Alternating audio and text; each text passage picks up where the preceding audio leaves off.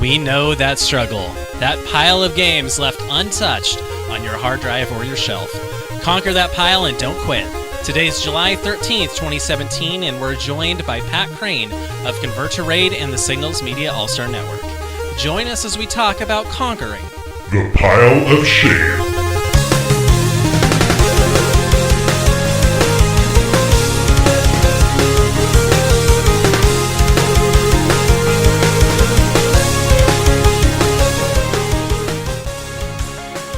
Welcome, one and all, to the support group for those struggling underneath the weight of their growing pile of video games.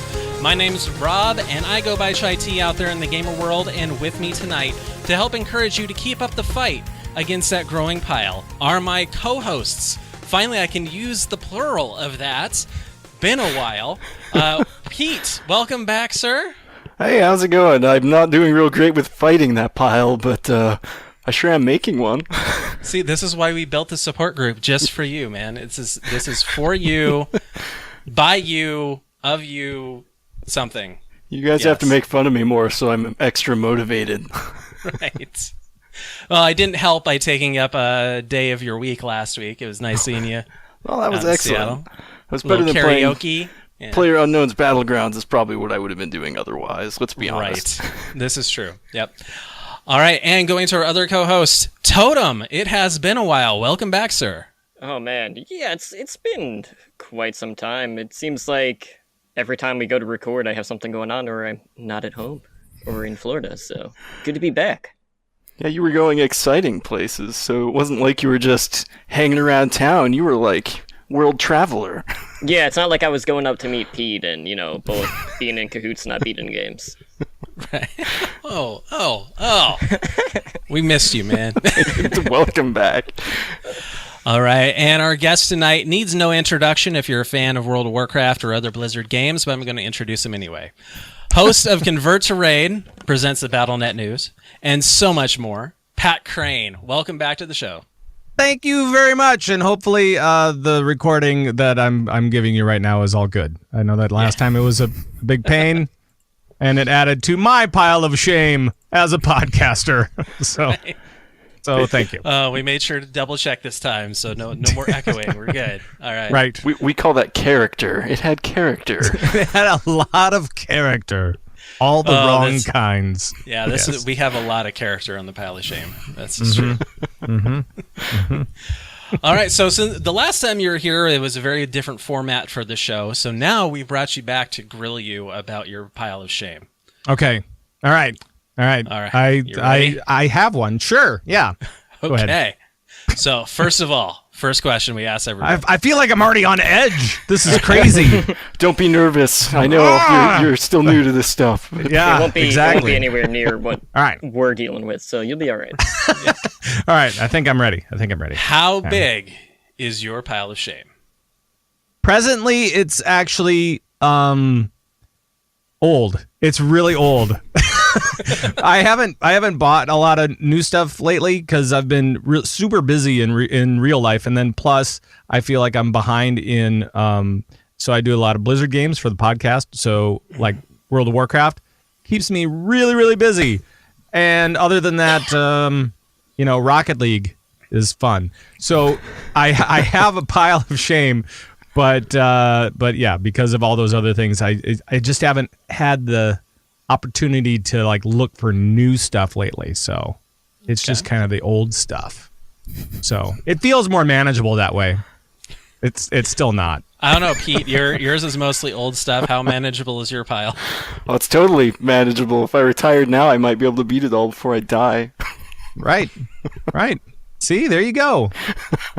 See, I don't even think that's true. I think you're so buried beneath all the rubble of that pile that it's just there's no going out.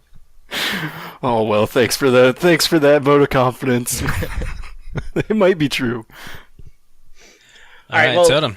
Let's go back a couple of years. So when you were younger, what video games, if any, did you gravitate towards? Whether that was a specific genre or just series in general? Okay, so this brings up something because I think that I'm older than all you guys, so when I was a little tiny kid, I remember. Well, let me back up. So I'm one of the first folks that I'm aware of that grew up with video games in their house. So one of the first ones was like Pong. I remember Pong in the house. This is dumb. This is how old I am. So Pong was really great when I was a little kid. But really, Atari 2600. So many fond memories of Atari 2600. Oh yeah. Pitfall was my jam. I mean, that was like the game that I just spent an entire summer on, where I was like trying to always beat my score, use up those 20 minutes correctly and never get hit by a scorpion, and it was really hard or something. and things like that. So, Atari 2600, and then I gravitated towards N64. Conker's Bad Fur Day. If you've never played it, there are videos online of this incredibly bad game. I mean, it's not bad. It's just adult, right? This adult video game. It changed my life. It hit right before South Park hit and all that kind of stuff. So it was all sorts of wrong, and I loved it. So cool. And it's so tame by today's standards too. I don't know. You get a pile of poo singing opera. That's pretty amazing. I think anybody would love that. Got it. Okay. Oh my! It was so great, and you have to like throw toilet paper at it and get them to choke on it, and it was just amazing. It was an amazing game. So that's what I think of when I go way back into the Wayback Machine. I definitely need to go watch some videos of this now. That sounds incredible. Conker's Bad Fur Day is the best. You're armed with a frying pan. I mean, that's kind of your default weapon of choice. And it's for Pete, it's just like PUBG. You're always using the frying pan. Right. Well, you got to do that. What's interesting is that this was one of the first kind of more mature adult games. Well, I'm not even going to say mature. More adult games. Yeah. And it was on the Nintendo system. Right. Yeah. And it was just it was one joke done in several different ways. And it was just a big fart joke. That's all it was. It was just this giant fart joke of a game that took, 60 hours to complete or whatever it was. And it was hilarious. Absolutely hilarious. Actually, there was a big drunk component, and then there was this big fart joke. So it was really good. It was super mature. Actually, it was very immature. Did both of those affect the gameplay? The drunk portion versus the fart portion? Yeah, because you wake up, you play Conker, this squirrel, right? Who had a really good night the night before, and wakes up in a field, the next morning after bar close sometime, and you can't walk. Right. So you're like trying to walk around drunk. I mean, this is how you enter the game. As you're totally hungover, you're still drunk, and you're still walking around and trying to figure out how to move and stuff like that. So this is your tutorial as you're intoxicated. Let's make it as hard as possible. Exactly. So it was really a lot of fun, and it's a very cool puzzle game, and lots of different components to it, and it's just it's a fantastic thing, and I really recommend you watch some of the highlights on YouTube because they're hilarious. I will have to do that. That sounds pretty excellent. Yes. Did you also, I'm sorry, and then we can move on. We have lots of questions, I promise. Sure. Did you go straight from like all the video game systems that had wood paneling on them to the N64? Or did you do stuff in between? So, right. Well, I played the hell out of the 2600 for a long time because, I mean, it's just such a cool console, really. I mean, it's a quality one. Yeah, I mean, you have to blow on the cassettes and then all that kind of good stuff. No, I did play the regular NES as well, but I think that one I only had a few different games, so I didn't really get a lot of play on that. I was during my college years, so I was all over the place then, and then I was working a lot, so. Yeah, I mean it's kind of one of those things where it was kind of wood paneling, and then Nintendo, right? I mean, like Nintendo was like the first one, that I really remember as like, oh my God, this is the console that you got to get. And then N64, and then I think my next one was PlayStation 2, not 1, but 2, because 2 was so you just one like better. skip generations, yeah. Right. So, and now I have like an Xbox One, so that's cool. But I still kind of want to take out the N64 and play Conquer a little bit. I still have it. It's it's all still in a little plastic container underneath my steps somewhere. So gotta break that thing out and play that. And the N64 does not do the red ring of death, so that's good. And I want to actually stream that stuff. So that you can talk to Pete. experience He's it. got some experience. He was streaming Sega Saturn games. That's true. Oh wow! Yes. Yeah, my brother had a Sega. That was amazing. I always loved those games too. Yeah, I came from the Nintendo house, so I guess I missed out on Sega till later in life. But Sega's fun. I love a bunch of their games. So really great stuff. they've got interesting stuff. But I guess I should get back to the questions, huh? Okay. All right. Oh yeah, I'm still being grilled. Sorry. I Okay. don't know. I'll be nervous. I'm sorry. Yeah, please get back to that. No, well, I think you already kind of answered this one a little bit. But as far as unbeatable games that draw you away from your pile, you said Rocket League, World of Warcraft, any others? Rocket League is a never-ending fun ride of hilariousness and awesome. And if you've never played car soccer, you should play it because it's really tons of fun.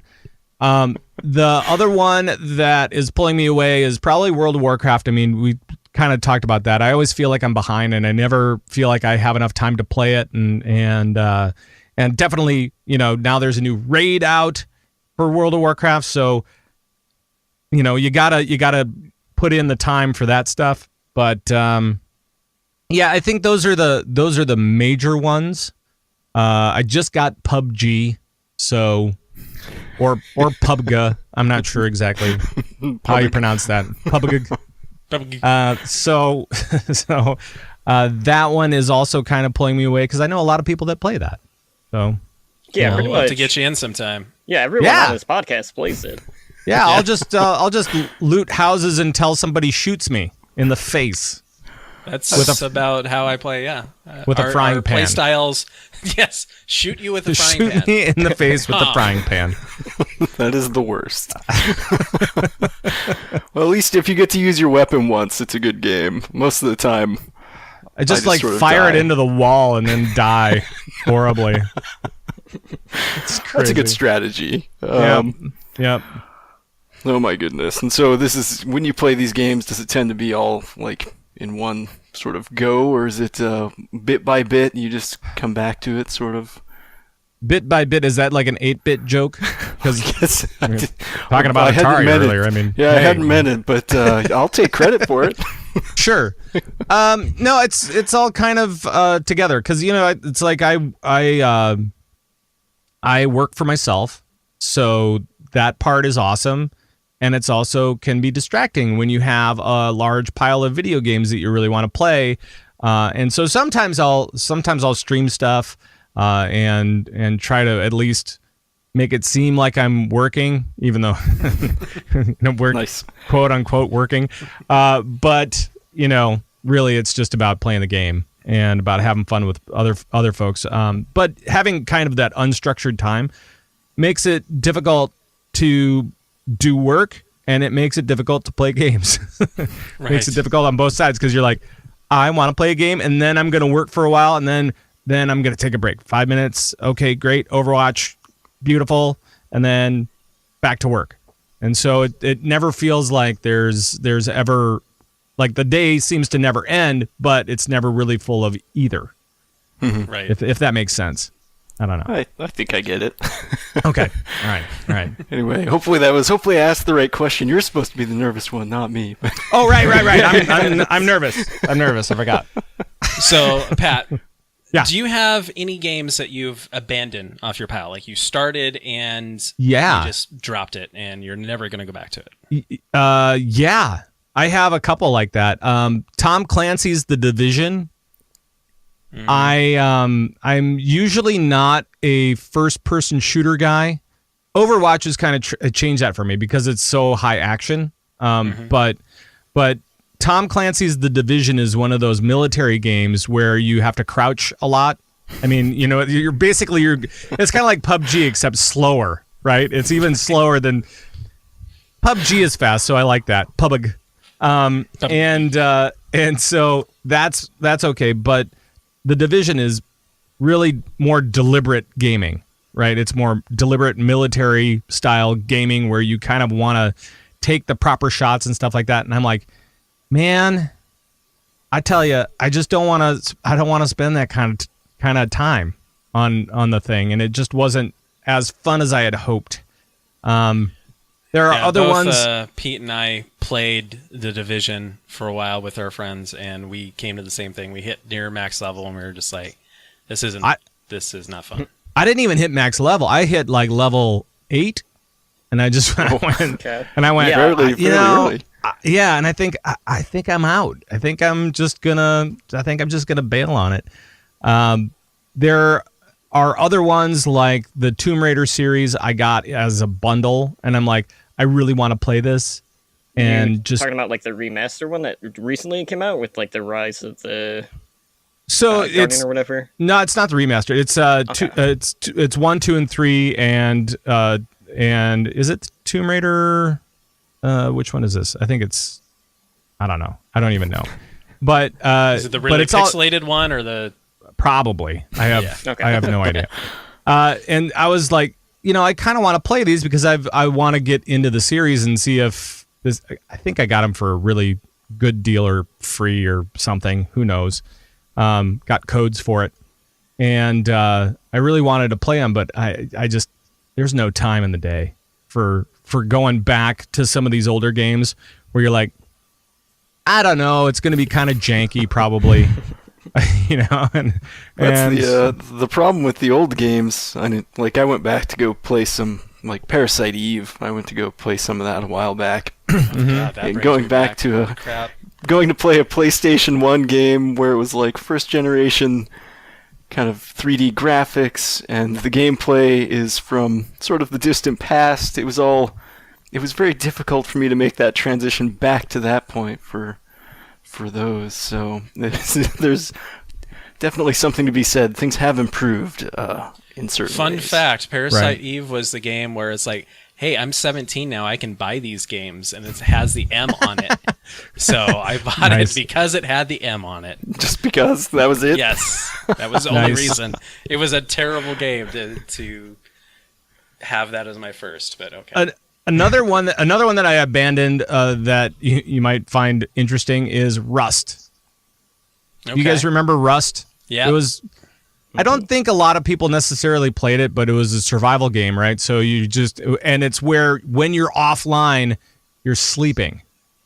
Yeah. Until you starve to death or something, or until a bear comes up and mauls you or something. And so it's like you're alive throughout the entire thing. Your avatar never shuts down. And so you got to play it like all the time in order to survive. And after the first day, I went, I guess I'm dead because I'm turning this off and I'm never coming back to it. A friend of mine got me into it, and I'm like, dude, number one, you never play this game, and you talked me into buying this game. I don't understand how that works. But he did it, and then I was like, this is horrible. Sounds like a nightmarish Tamagotchi sort of thing. It's like, I gotta log in to feed my pets. And yeah, exactly. It's like the worst. It's like the worst version of that, though, because then you have to run away from things and hunt things, and I don't know. Goodness. That's too much. All right, well, let's talk a little bit about game achievements. Is there anything that you would consider your proudest achievement for having gotten off your pile? Proudest achievement. That one's a little bit more difficult because a lot of the games that I play are kind of more evergreen, especially these days. They're a little bit more evergreen, so it's not like you get an achievement and you're like, okay, that's it, I'm done. No, it's okay, I got that achievement. That's really great. Now let's move on to the next one or whatever it is. I mean, especially like World of Warcraft, they're always coming out with new stuff.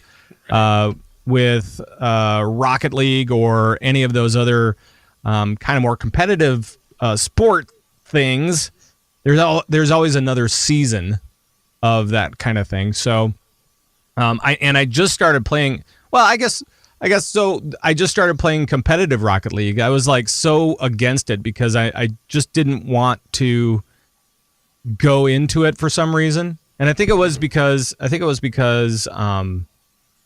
like I didn't want to take the time to say I'm going to make this a great game. Like I didn't want to put in the effort to say, okay, I'm going to play really well. Instead, I just wanted to mess around and be like, who cares? It's not competitive. Nobody cares about this stuff. And play just for fun. Yeah. And just goof the entire time. And so that's how I played the first, I don't know, million hours of Rocket League. And now for the second million, I've decided to jump into competitive. And that's been kind of fun because I wasn't expecting it to be as kind of janky as it is. I mean, like, I'm not a great player. I'm going to admit that right now. I'm not a great player at anything. I love video games, though, and I love to play them. And so when I go into competitive things, I think that I'm going to be the worst one, and I've been pleasantly surprised that I'm not. It's just sometimes my execution is a little off.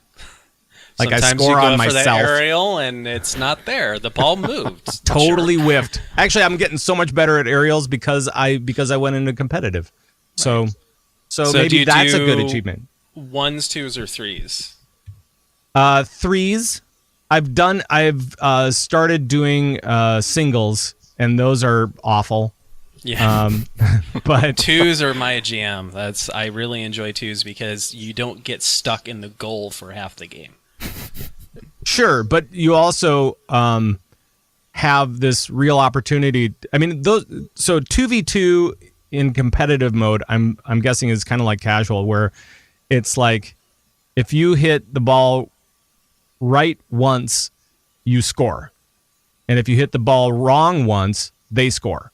I mean, that's kind of how it is because it's a lot faster and it's a lot higher scoring. It's a lot faster, yeah. And it's all about like circling back to the goal. Yep, yeah. And you don't get the kind of padding that you get with 3v3. With 3v3, it seems a little bit more like you can breathe during the game. And 2v2, I'm always on the edge of my seat and just like yelling. Is that normal? I think that's what what gets me about it is I like sitting at the edge of my seat and yelling at stuff. So right. I'm not sure if that's normal, but it is for 2s for me. Yes. So there. Certainly keeps it exciting, I guess. Yeah. Mm-hmm. You bet. So no proud achievements, but what? I mean, you could. A lot of the different World of Warcraft achievements, sure. I can't even name them at this point though, because it's like as soon as I get it, one, right? If I get it in the head of the curve or something like that, that's always kind of fun. And like I've got some high ranked raid kills, but I don't look back on that and say, oh man, I got a high ranked raid kill. I'll just be like, oh hey, I was with my friends and we did something that was fun, Right. So I don't look to Chivos for the payoff of getting a Chivo. All right. So, so how about games you want to get to on the pile? Is there one that's that like your number one on the hit list that you want to get to? Let's see. I'm gonna go through just real quick. I'm gonna go through my Steam stuff. Okay. Still going through. I tell you what I'm looking forward to. I'm looking forward to the new South Park game. Yes. Oh, right. The fractured but whole. And I downloaded the Stick of Truth again, so that I could play it and just kind of get familiar with South Park games again. And I heard Trey Parker on the Nerdist, and it was hilarious. So I was like, yes, I need to play this game again.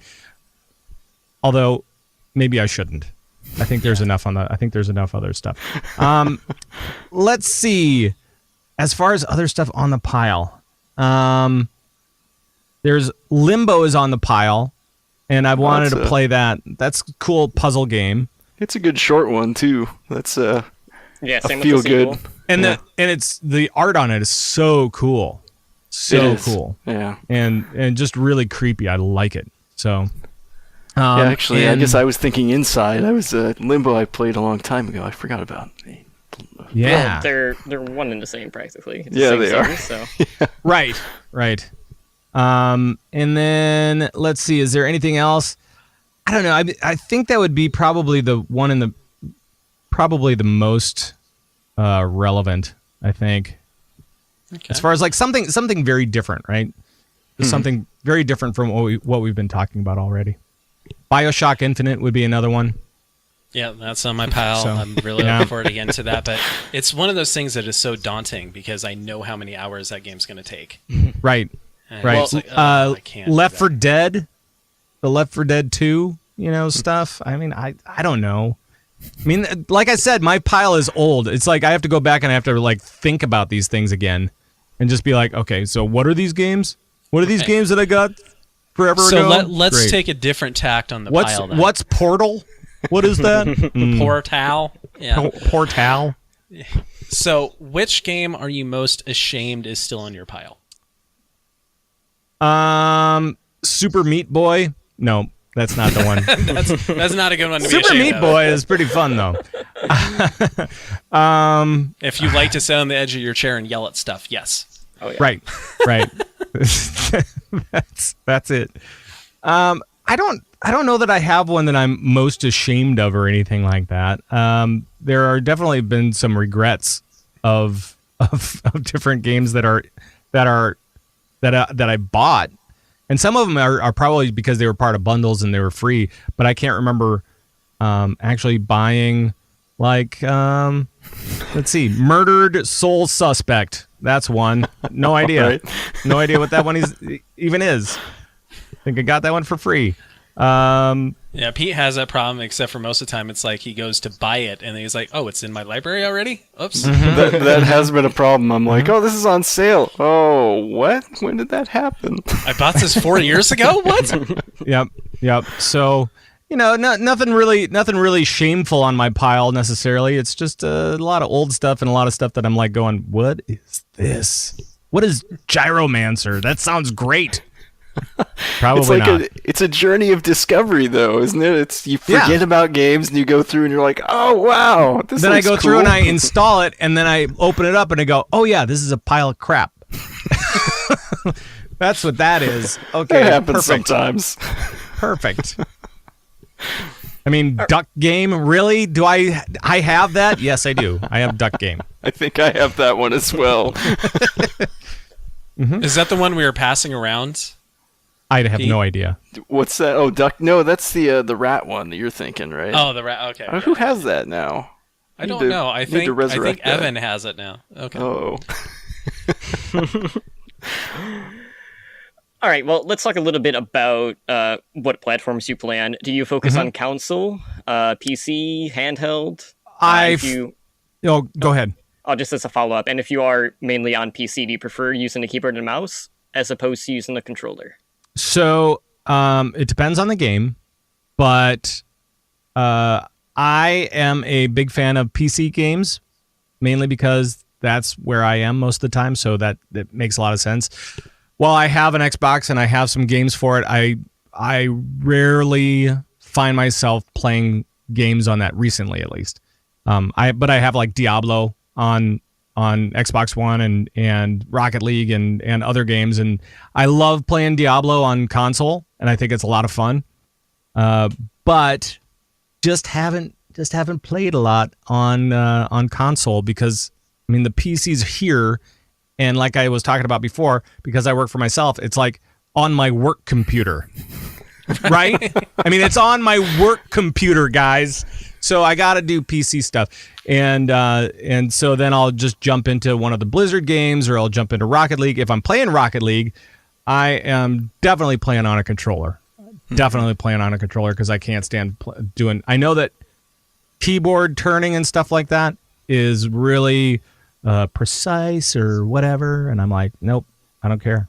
I don't care. I remember when we first started playing that, you had a friend who was just like totally proselytizing the keyboard, and I tried it, and I was like, oh, this is awful. This is terrible. Well, and he's so hardcore about it too. He's just like, keyboard is the only way that you can do it. That's the only way to play. And I'm like, what? I don't get how the WASD controls are really going to help me out here. I'm not playing WoW. I'm playing a fast-paced game where you need to be able to kind of move however you want to, and it just doesn't seem right playing it with a keyboard. So, but I've got things kind of set up here. I've got my G600 mouse, so I've got some options when it comes to how I play, especially MMO games. And, I don't necessarily have the fanciest equipment, but I've got choices. So, but yeah, I do use control. I actually wanted to use a controller for WoW. They have an add-on that you can get, and I can't remember. I think it's console controller or something like that. And so you can build it so that you can play your character with, a 360. Yeah, I think that would work well like with a DPS class, like healer. That would not work at all. But yeah, healer would be a little bit tough, but a tank class would probably work out really well. Yeah, tank would be okay with it, yeah. Unless you have the target swap a lot. Yeah, it depends on, for simple stuff, it would probably be fine. But I was going to set that up and never have. So maybe that's on my pile of shame that I've never set that up. Damn it! Oh my gosh. I'm just curious. So as far as the console PC thing goes, does streaming ever factor in your decision making there for like, well, I want to get this for something. Do I get it for PC or whatever? Yeah, that does factor into stuff because I do like to stream every once in a while. I'm not a huge streamer or anything like that, but I do like to get on and see what people think of my awful play style and have them give me hints and tips and try to ruin the game for me, and that's always fun. But yeah, so it's fun for me to stream stuff, and it's definitely a lot easier via PC or I guess you can do it with Xbox One, but I don't really dig on that whole thing. I think you've got a lot more control over what your output is and things like that on the PC, so you can do, I don't know, like PS4 and Xbox. They both make it easy, but I guess I wind up gravitating towards the computer. But. It's kind of like you can play WoW and you can stream to Facebook, but am I going to do that? No, I'm not going to do that. Why would I do that? Why would I do that? Facebook, really? I didn't realize that. Yeah, you can stream. Okay. You can stream Overwatch to Facebook too if you wanted to. Fantastic. Yeah, I'm not doing that either because Overwatch on Facebook looks like just like moving jagged lines of pixels. Yeah, that's all it is. Sort of modern art. When you're playing Junkrat and you're moving all over the place, firing stuff into the air and then coming back down and moving real fast. It's no good. It's no good. You can just tune in for the audio, the quality experience there. Right. So, I guess, are there any games coming up soon that you're particularly excited to add to your pile? Well, as I mentioned, Fractured But Whole is one of those games that I'm really looking forward to. Because it's been in the works forever. Mm-hmm. And it needs to be released to the world. I'm a strong. Unleashed upon the world, perhaps. Yeah. Yep. Yes. The Fractured But Whole needs to be unleashed onto the world. Sounds like a good thing. I think it is. That's probably the biggest non-Blizzard title. But I think that there are a lot of fun Blizzard titles being that are coming out right now as well. We have an expansion for Hearthstone that's coming out. I'm looking forward to seeing that because that one is Knights of the Frozen Throne, and that's kind of beautiful because that's all Death Knights and that's kind of when I came into World of Warcraft in that era, and so a little bit of nostalgia. It hits all the feels. It hits all the feels for me, so it's a ton of fan service that they're doing on that one. I'm so looking forward to it. So. Excellent. Mm-hmm. So, Pat, do you have any words of support or strategies for people that are still struggling with their pile? Pete, what? Shame. Yeah. Here's a helpful hint. Just go slow. Go slow. Choose your game wisely, and then go very, very fast. So you go slow in the choice part, and then when you get to the game, go as fast as you can, and then once you get done with that game, you go slow again until you pick the next one. And then just make your choices wisely, and then just play the hell out of it, and just really try to drive it home and just get all the things out there. And then you'll be done, and then you can take a breath and choose your next game. Pete's very good at that. Ride to Hell Retribution, excellent choice.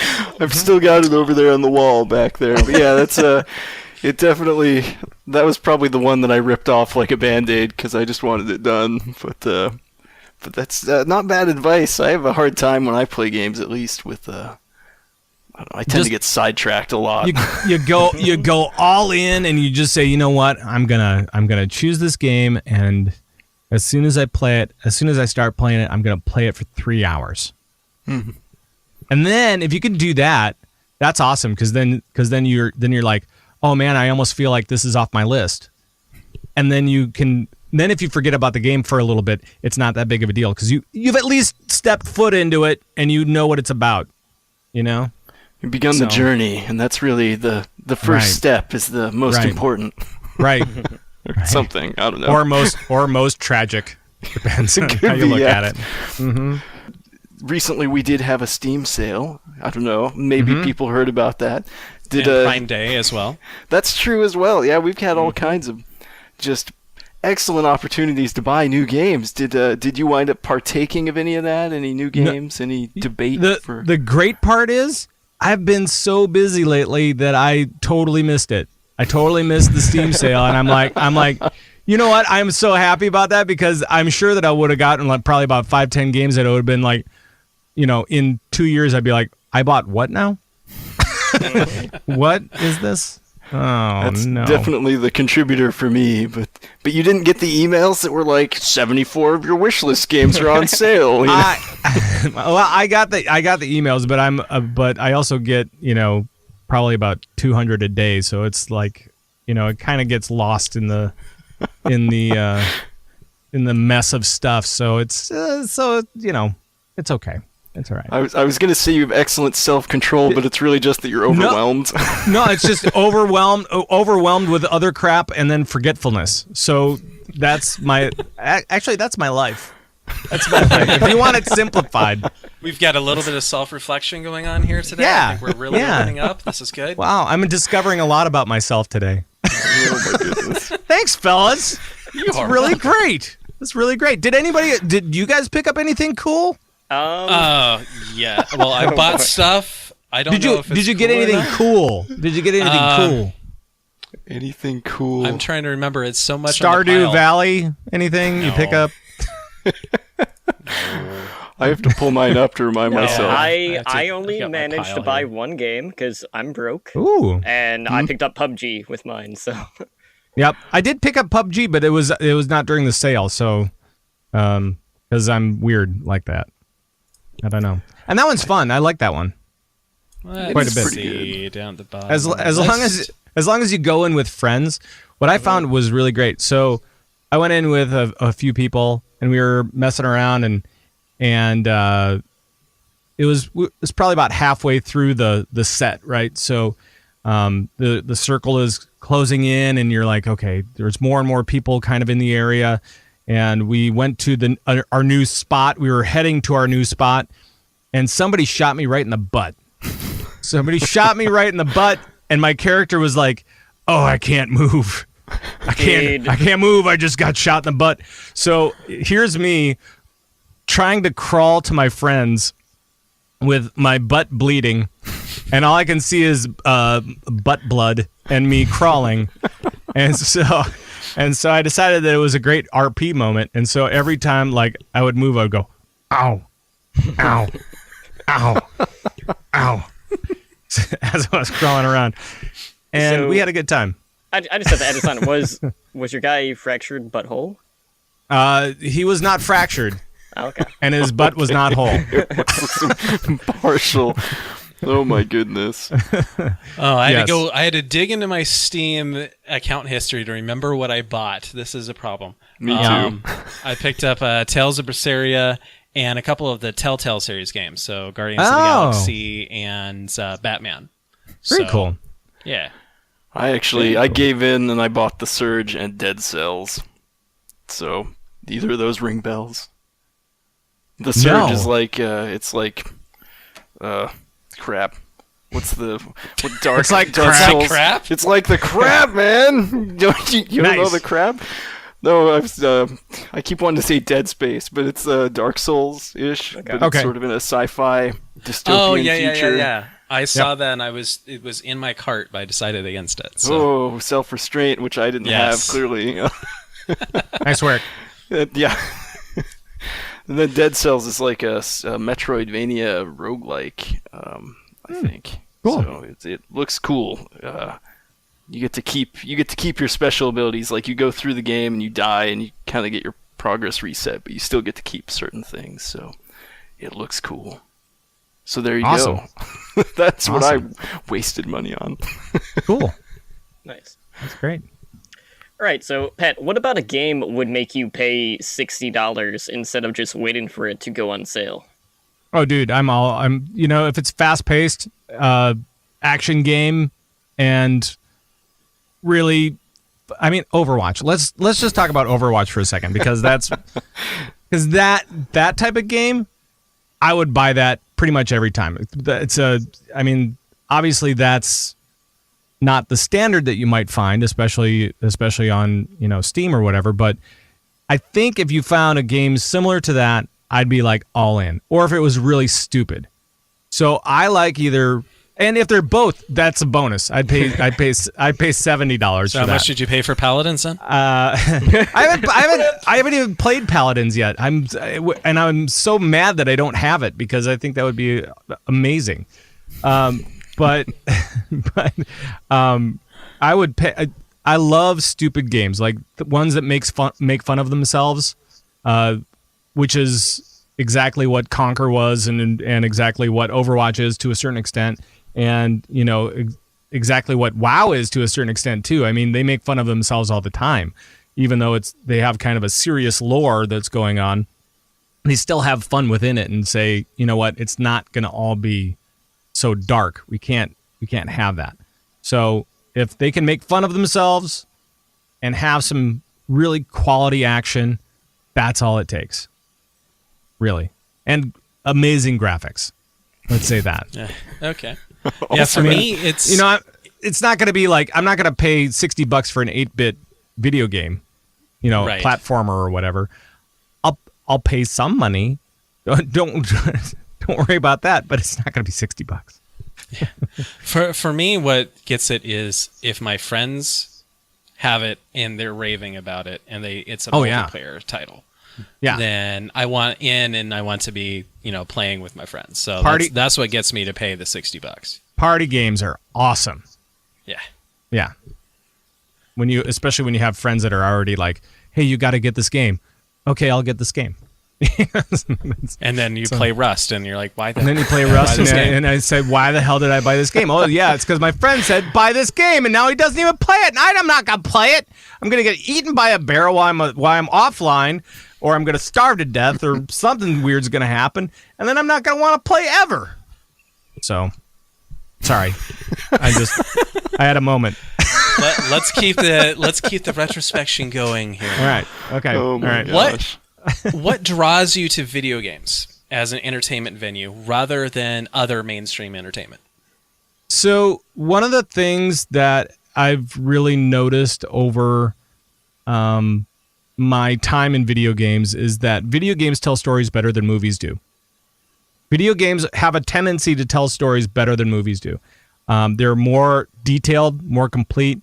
They are more interactive, which is great because, I like entertainment, but I like to be active as well. And so this kind of gives you the best of both worlds. Somebody else is providing a story for you that you can fit into somehow. And then you can also interact with the world and do different things, and hopefully, maybe even break the game, which would be kind of interesting if that ever happened to me. It hasn't yet. They've figured out my every move. But it's just really cool, and it's only gotten better, right? I mean, if you take a look at the video game industry right now and compare the storytelling ability between that and movies, or even some books. I mean, you get the full visual realization of some great lore out there, some great stories, and yeah, you get to interact with it. It's just so cool. It's just so cool. Found myself. Although I didn't find that with Pong so much when I was a kid. That was the best tennis match ever. What are you kidding? Right. Pretty simple story. I have found myself drawn towards the mixture. The games that are very much like a movie, but do give you kind of the interactive stuff, like Life is Strange, for example. That was a good one. Example of that. That was a really great one, and I think that story video games like that are really cool. And then there are the ones where you have 5 minutes and you just want to blow up the world, right? And that's always fun too. So and you look at a game like Overwatch and on the face of it, you say, well, it's just, I have 5 minutes and I want to blow up the world. That's what this game is. And it's like, I want to move around fast and I want to blow stuff up and I want to kill things. Sure. But then you take a look at what they've done with it outside of the game and you're like, wow, there's this whole thing. There's this whole mythos.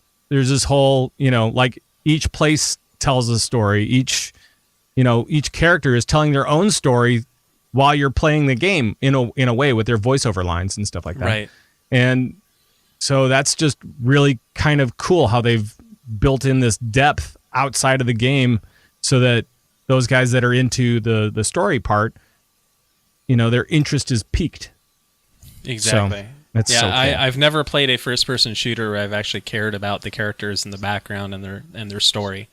TF2 did not do that for me. TF2, really? It didn't? Well, I mean, the Meet the Blank series was pretty cool.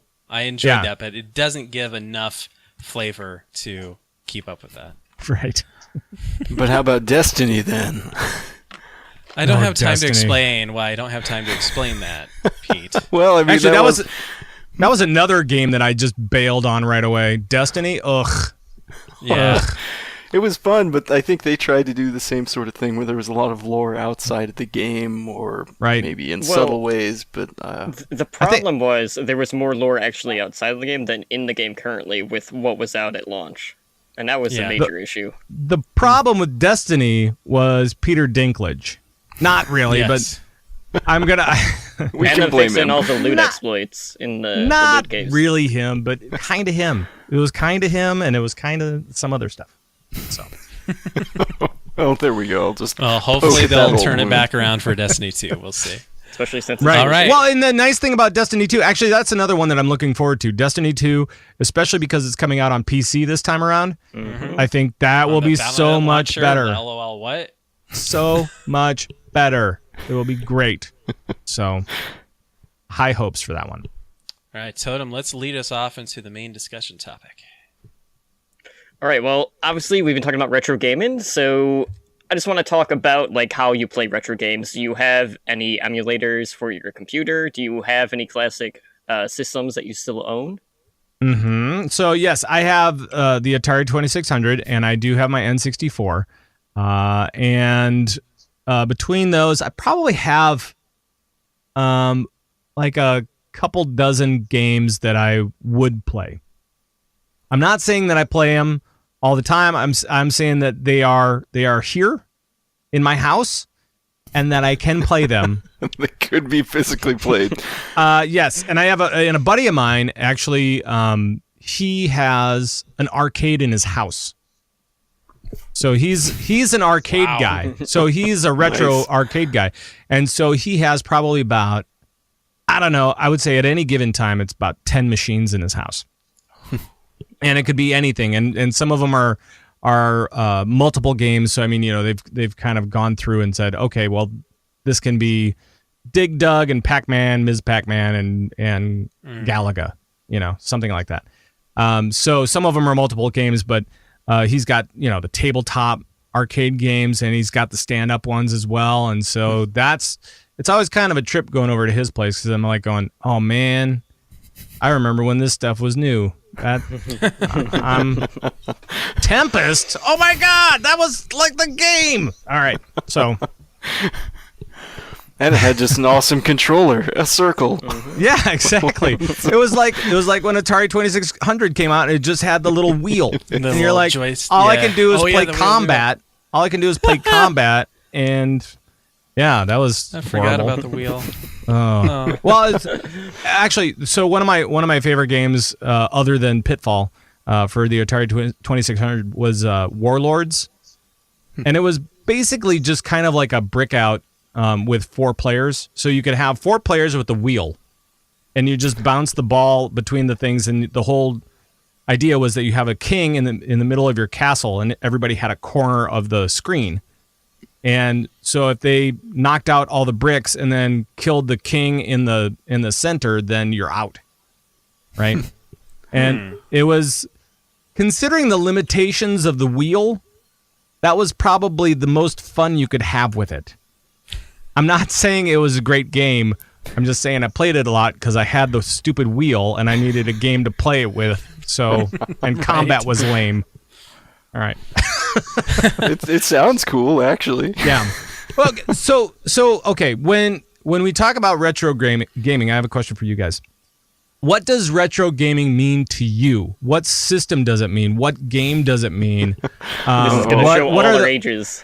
Right, exactly. What does this mean for you? Totem, I'm going to start with you since you asked me that question. All right, well, the first system I owned was Super Nintendo. I actually ended up rebuying it since I had sold it at a garage sale way back when. So for me, that was really like my first home console, so I still have one now. I have probably 30 games at this point. So for me, Super Nintendo. What was the game? What was the one game? The one you had game to pick one. that I had to play constantly. Yeah. Ooh, that's a tricky one. Or like a couple. Okay, I'll just list the 3 that I probably put the most time into. That was Mario Kart, Yoshi's Island, and Donkey Kong Country. Kong Country was a solid pick. That's a good game. That is a good game. All right, Pete, you're up next. What does retro gaming mean for you? I'm spinning the table around. ColecoVision? On the hot seat now. I don't know. ColecoVision? No, I don't know. I don't actually own a ColecoVision, but I just had a GameCube and one game. I don't even remember the name of it. It was so terrible.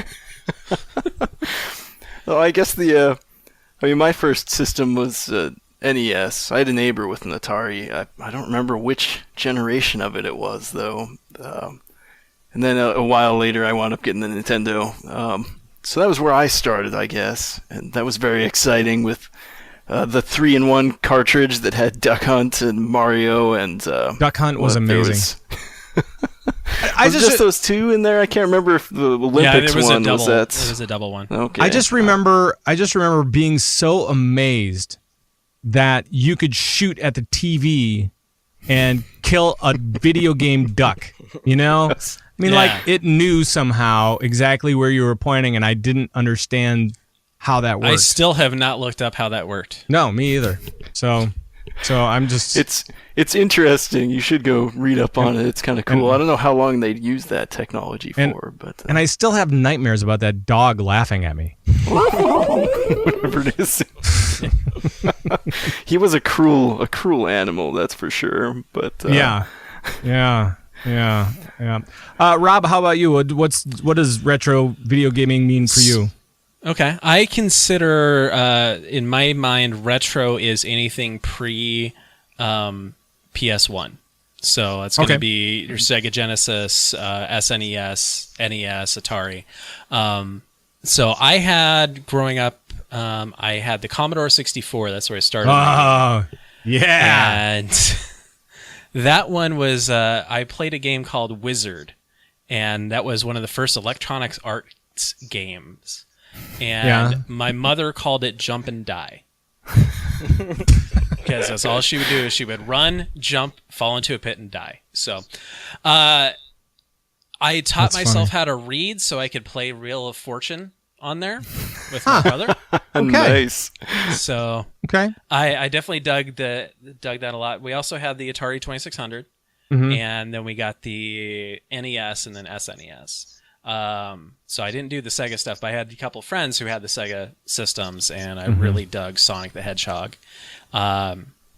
So the games that I played the most were on the SNES. I played Tecmo Super Bowl and NBA Jam. Those were the big Both ones. of those Sports are quality games. games, but they're fun sports games. They're stupid sports games, which is amazing. So Yeah, I played so many sports games when I was a kid. Now I don't play them like at all. Blitz. Blitz was amazing. NFL Blitz, oh yes. my, that was such an amazing game, and it's like, oh wow. Whoa. And yeah, it's like there are so many ones where it's just like these cartoony, really rough games, just super silly and like, where you can steal the basketball or punch a guy in the face. It's you've got that option.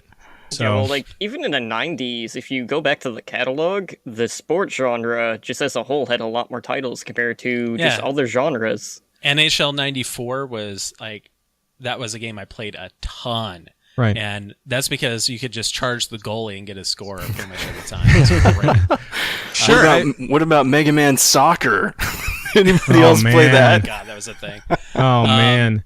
But I mean, on the NES, those translate really well. So I mean, it's really tough to sports you already play as a kid or whatever. They translate so well to video games. So that's why we have so many. And I think it's developed now away from that, which is kind of cool because now you're starting to see like car soccer. We're combining things now in different ways and trying new things, which is kind of cool. So do you buy any remastered retro games or older games? I Or do you haven't. stick with the classics. I haven't. Although I have had a hankering. I'll use that word. Sure. For some older stuff that I can plug into TV or computer now, and at least monkey around with it a bit. Not that I would do anything too seriously, so I can't spend more than like $30 for 150 old school games. Some of these old arcade titles and stuff like that. But yeah, it's not. I've never been a guy to get like remastered stuff. I want to get the original thing. What do you got there? This is the Raspberry Pi with the Nintendo. Yeah. Yeah, exactly. Thing. But that was Retro Pi, right? For that one? Yes, this is the Retro Pi system. That's awesome. Luckily, I owned every single NES game ever, so it's just official legal backups, obviously. Right. Of course it is. Why wouldn't it I'm be? still gathering all my SNES collections so I can legally back those up too. So. Right. I don't know. I gotcha. I have a weird compulsion to buy the physical versions of some of these old games I really like, though. Like, I don't know. Or the ones that I wanted to play, like Secret of Evermore on Super Nintendo. Oh, wow. I just recently founded a game shop, and I'm like, I always wanted to play that as a kid. I guess I'll buy it now. So, I don't know. As cool as it is to have, like, the whole world at your fingertips with an emulator, it's also, I don't know. Maybe it's just me, like having the physical thing there. Yeah.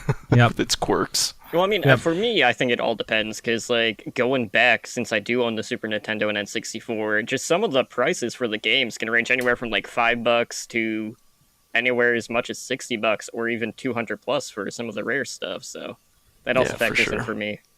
When you start getting into the retro, and I don't consider it retro, but when you start getting into the PlayStation era, this is when you want to go emulation. Because the load times were horrible. They were horrible. I only remember, like, I got Grand Theft Auto or something like that, and I remember playing it and going, yep, I'm waiting for 5 minutes, and then playing for a little bit, and it's kind of pixely and not quite right. It doesn't feel quite right. Something was really wrong about it, and then you wait for another little bit, wait for the next thing to load, and you're like, this is supposed to be an action game, right? Right. It's supposed to be like fun action. Okay. See, this is why I'm kind of considering doing the remaster type games, is because you get to take a little bit better graphics, a little bit system tweaks, and then you also get much faster load times. Yep. That's not a bad approach for it. One thing with retro gaming that I want to bring up and talk about, I don't know if I'm just terrible at games anymore, but when I go back and play these games that I used to play as a kid, like I remember Teenage Mutant Ninja Turtles. I played that game a ton, the arcade type version. Yeah. I go back and play that now, I get my butt handed to me. I am so bad at it. Like, is it... You only hit A. I think you only hit A ever. And just keep on hitting it, and then you'll be fine. So, never let up. My theory on this, and I might be barking up a tree or something, but my theory is that we are so much used now to fine-tune controls. Like when we're used to faster movement, when you hit left on the analog stick, you move left really quick. Fine-tune jumping and attacking, and it's not fine-tune on the SNES and NES. You have a D-pad, and it moves at its own speed, and you will like it. Try going back to the Atari 2600 and using the joystick. That's all I'm saying. You need to build up a callus in between your thumb and forefinger. So it's like you need to build up a callus first, and then you need to remember how to hold it, and then you gotta remember all the stupid things, and then you play Centipede or something like that, and you're all over the place. Just one side of the screen to the other. So weird. I don't know if it can all be attributed to the controls and things like that. I do feel like they used to, games have got really long, right? In recent years, and so it would frustrate me if I died as often in a modern game, I think, as like in Turtles, right? We also have to remember that most of these games are built as an arcade game. Right. So the arcade game's business model is make you die a lot so you keep paying. So I think the difficulty on a lot of these games is purposefully ramped up. Yes, Back to the Future. There is also the fact that, I'll go back to Super Nintendo and two games I own. For like Home Alone 2 and Jurassic Park, there is no save system. So if you die, you have to start from the beginning. And it is a difficult game to begin with. Oh, man. But it basically just adds on top of the difficulty already just with that. So you can get a couple hours into the game and, get attacked by a velociraptor and then, game over. You got to start from the beginning again. By the way, you guys reminded me, I totally lied earlier about not having an emulator, because I do have an emulator. It's called an iPad. I totally forgot. I totally forgot. And I'm like going, oh wait, hold on a sec. I've got old games on my iPad. So the two great old games that I have on my iPad, Karate Champ, which is amazing. It's white that versus from the Apple IIe? No, it's from the arcade game. So it's white. Okay. It's white versus red. If you know that, and you have essentially two joysticks that you can move in for combinations. It's like Street Fighter or whatever. So it's kind of like that, except much slower, like much slower. Like you can only do like one move every few seconds. So the other one that I have is Dragon's Lair, which we were talking about arcade one. Needing to put quarters into stuff. Dragon's Lair, when that thing was new, it was 50 cents where everything else was a quarter to play, right? And so you had to plug 50 cents in, and then you had to memorize the stupid patterns of all the different scenes and the reverse of it, because they would flip it on you after a while. They would say, okay, well, you've already been through this room going this way, so now we're going to flip the room to the other side, and you're going to have to remember how to do it opposite. So it's always kind of weird, and then that was 50 cents per turn, essentially. So if you died 3 times, then you had another 50 cents, and then you're out $10 in about 5 minutes, and you're like, Dad, where's my allowance? And he's like, I just gave it to you. What are you talking about?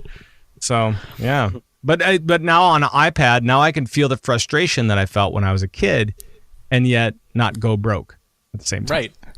Yeah, liberating. I forgot that I picked up. I played Final Fantasy 3 and or 6, depending on where you lived. I played that on my iPad, so that was one I missed on the SNES. So yeah, the iPad's actually a fairly decent emulator for a lot of games if they've actually made and remastered it. Right. And there are actually all the old school arcade games are pretty much on there. I know that. I also have Galaga, which was one of my favorite arcade games of all time. That's on there, and I've definitely played that a bunch. So yeah, it's cool. I think for a while Galaga was the one thing I would buy every time I upgraded my phone. This was before it all went to Android or iPhone. It was. Yep. I'd find a Galaga game and I'd throw that on the phone. Yep. That was... You know what? But if it's Galaxia, that stuff can just go suck it because I'm playing Galaga, not Galaxia. It's not the same. It's not the same game, guys. Gotta have standards. Right. You really do. All right. Any other topics on retro gaming we want to go over? It's obnoxious to hook it up to stream. Oh yeah. Yeah. I can only imagine. The kludgy setup I have here to get my Saturn converted to HDMI to pipe it into my computer so I can put it on the internet. Great. Well, that's fun. Totally worth it. We do have the SNES Classic coming out later this year. Oh yeah. Have you guys considered picking that one up just based on the game library, the price point, or if the NES Classic experience of not having any sort of consoles to give because of the high demand? Did that deter you from that? The high demand was it's frustrating. Yeah, I didn't want to play any Nintendo's game. I wanted to play their games. I didn't want to play their game. So I see what you did there. That was very thoughtful. Yeah. I feel like if they stitched, with either one of them, if they stitched it into the virtual console so that you could expand the game library if you wanted, but I guess they picked a good set this time. Star Fox 2 is on there, and that was never even released, so... Yeah. Wow. But the fact that you can't buy more is sort of frustrating. Yeah, it just that's kind of what leads to the RetroPie or whatever. I want them to release that stuff for PC, really. I mean, that way then it's not a hardware thing anymore. It's just, hey, let's get this game out there. Let's get it out to everybody. I understand that for retro gaming, sometimes you want to use those old controllers and you want to do that, but just make that stuff available for PC so that you can just, make it a USB, whatever controller, and then everybody should be fine. Or actually, better yet, make it wireless. Ooh, now I'm going fancy. Make it wireless, and then everybody would be extremely happy in this wireless life that we're living more and more these days. So, because that's one of the annoying things about retro gaming is that you have all these cables. You're like, ugh. Seriously? Yeah. Now, when they come out with the N64 Classic, I might consider it because I never had an N64, so that might be one that I get used to the controller. But the controller was god awful. So you have to have it with the Rumble Pack, though. Yeah. And it has to have Conkers with it too. Oh, it has to have Conkers. That's the only game to play for N64 that I currently have in my house, I think. So, yeah. So. All right, well, we're going to move on to some reviews because some of us, Pete, did beat a game. Oh, no. That's okay. All right, so I beat a couple of them. So unlike previous shows where we've kind of gone into full reviews, we're just going to keep these nice and brief, give a score, let you know if it's worth picking up, and then eventually I will get my video review actually up on the website and we'll point people to that. Making video reviews is hard though, I'm sorry. So I beat a couple of different short walking simulators. First one is called Firewatch, and Totem gave a review of this one before. I would have liked this more had there been more replayability. There's a lot of discussion throughout the game that will kind of change based on your first few minutes playing, but the actual story itself, the story arc, doesn't change. So I would have played it through a couple more times. It was a short game, only like 3 or 4 hours, so it would have been worth playing through a couple of times for different story angles. But overall, the voice acting was good. The actual gameplay was pretty good. I was lost so much, but I guess you're out in the middle of the friggin' wilderness. At least it points you on your map where you are. So if you were in the real world, this told me I should not go out into the wilderness with a map and a compass because I will die. So I learned something about myself playing this game. That's wise. That's good stuff. Yes. Don't go out without a GPS. We're good. Right. And then the other walking simulator I played was called Everybody's Gone to the Rapture. And this one is literally a walking simulator. You have move slightly faster, and interact. That is the only buttons you have. So it's a really difficult game then. No. Not very difficult. Very easy again to get lost because you don't even have a map. You have to find maps around the town, and they'll have like you are here. So are you supposed to go to the Rapture? If everybody else has gone to the Rapture, are you supposed to go to the Rapture? Is that the name of the game? Not really. It's like nope, you that's, are. That's not how it works. That's not how it works. No, everyone went to the Rapture, but it wasn't really the Rapture. You find because you caused the Rapture. Oh. So you're trying to figure out what the heck actually happened. I feel like this was a peer pressure question where it was like, well, if everybody else went to the Rapture, wouldn't you? That's right. Apparently no, I guess. Yeah, it was pretty eerie just walking around town and nothing. Like, there's nobody. It's like radios are still on, TVs are still going, but there are no people. And it's really, really You should watch the movie Night of the Comet. It's a really terrible 80s movie about the Halley's Comet coming over and disintegrating people, essentially. And it's very similar to what you're talking about, I think. It sounds just as kind of janky as what you're describing to me right now. It's a good kind of bad, though. Oh, yeah. It's the best bad movie out there. So overall, my ratings, Firewatch, I'm going to give Firewatch a 3.5 out of 5. It's pretty good. I think it's worth picking up, especially in Steam sales and stuff. You can pick it up on $5. So definitely worth that. Everybody's Gone to the Rapture. I don't know. It took way too long to walk between stuff. If it was a little bit smaller of a town that you were walking through, probably wouldn't have been quite as annoying. I'm going to give that a 2.5 out of 5. The story is pretty interesting once you actually get your head wrapped around it and figure out all the clues and figure out what the heck's going on. I think the story is pretty cool. Gameplay could use a couple more buttons, I think, especially a run button instead of a walk slightly faster one. So there you go. I'll have video reviews out for those eventually when I have time to do stuff. Totem, did you beat any games in the last 8 months that you weren't here? 8 months? I actually have not. I've been spending so much time in competitive Overwatch and just keeping up with all the esports that's pretty much sucked up most of my time. I am working on Breath of the Wild. I keep getting sidetracked in that just because there's a lot of side stuff going on. Maybe I should just focus on the main story, but that's currently what I'm working on for that. So Pete, you have any words for Totem? This is your opportunity. Words for him that he didn't know. I can't. It'll come back to me tenfold next time when I don't beat anything again. Oh, man.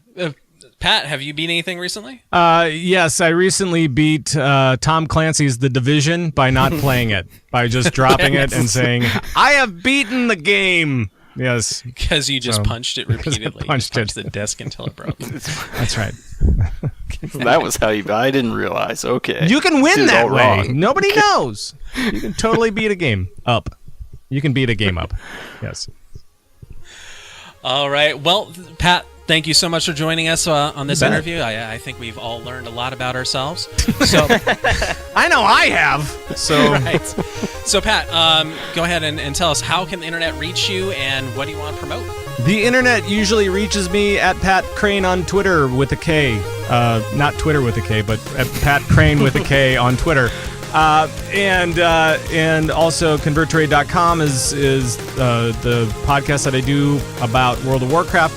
I'm also doing one of the reasons that I'm so busy these days is that I've written a quick start guide for those guys that are into podcasting, and it's over at podcastlaunchpad.com. You can pick it up for free, and I'm doing kind of a tour this year. I'm hitting a few different conferences this summer and fall about podcasting and trying to make sure that it gets out there, and I'm doing some Q&As and stuff like that. So podcastlaunchpad.com. If you are into podcasting and maybe confused as to where to start, that might be helpful to you guys. I give equipment recommendations, software, techniques, tips, blah, blah, blah. All the things you need to know about the technical side, especially of podcasting. All right, fantastic. All right, to provide feedback, if you have any feedback for us, go ahead. Or if you I want have to be on the show, feedback. I have notes. I've been taking them all show. Oh no.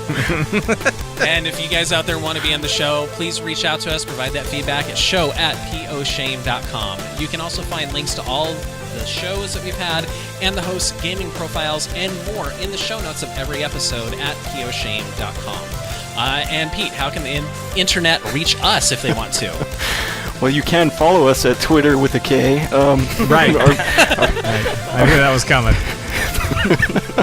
Our valiant host Rob is at _ChaiT. That's THI. Another weird spelling. What is it with you guys and your weird letters? If you want to see the sounds of silence, you can follow me at Fighting Viper. Our returning co-host Totem is at TotemlyDrunkCTR. And then our guest Pat Krane is at Pat Krane with a K, for real that time. Right, for real. And then the show is at P.O. Shame, so find us. All right, guys, conquer that pile and don't quit. Tune in soon with more content to add to the pile. And until then, don't get smothered by your pile of shame.